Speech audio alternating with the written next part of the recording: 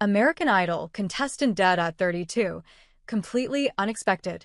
Doug Kiker, a one-time contestant on American Idol, has died, according to posts on social media and TMZ. He was 32. Microphone sign up for The Voice newsletter to get access to exclusive news, interviews, insider info, sneak peeks, and more. Microphone. Known as the Singing Garbage Man, Kiker died Monday, according to a post on Facebook by his aunt, Vicki Jackson. No official cause of death has been announced. My nephew passed this Monday. He will be greatly missed. He had an amazing voice. He was on American Idol, she wrote in part.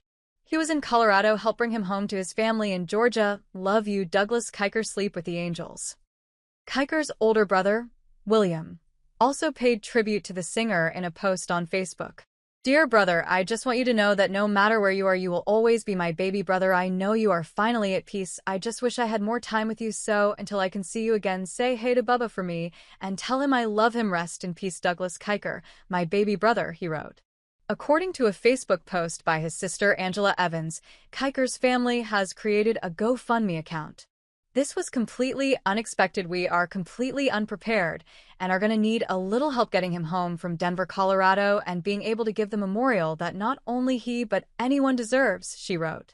So far, over $1,000 has been raised towards the goal of $4,500. Kiker was a favorite on the singing competition 4 years ago, with host Ryan Seacrest posting on Facebook on March 16, 2020. Yesterday, Doug Kiker was a garbage man. Today, he's in Hollywood.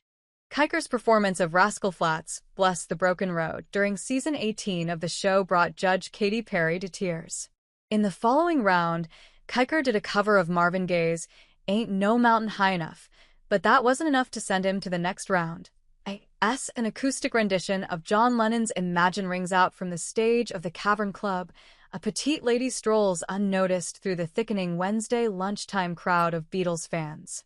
If the pilgrims gathered here in the subterranean epicenter of Liverpool's Fab Four-themed backstreets, located just 8 miles from the city's John Lennon International Airport, had cared to observe the 78-year-old's features, her piercing brown eyes, her strong chin, her center-parted shoulder-length hair, her familiar nose, they'd have realized that the closest thing to a Beatle they're ever realistically likely to meet was walking among them.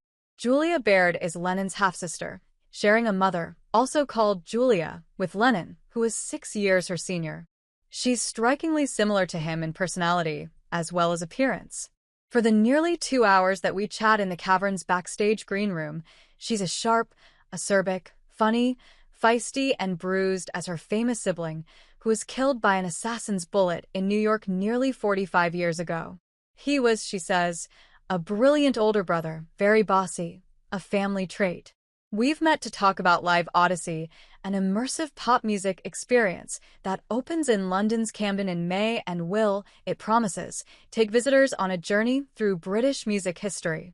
As well as David Bowie's Microphone from Glastonbury and holograms of the Libertines, Live Odyssey will feature a multi-sensory exhibit about Lennon's unorthodox early life, created in collaboration with Baird.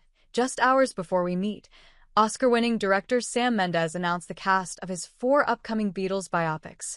They'll star Paul Mescal as Paul McCartney, Barry Keoghan as Ringo Starr, Joseph Quinn as George Harrison, and Harris Dickinson, recently seen opposite Nicole Kidman in Baby Girl, as Lennon.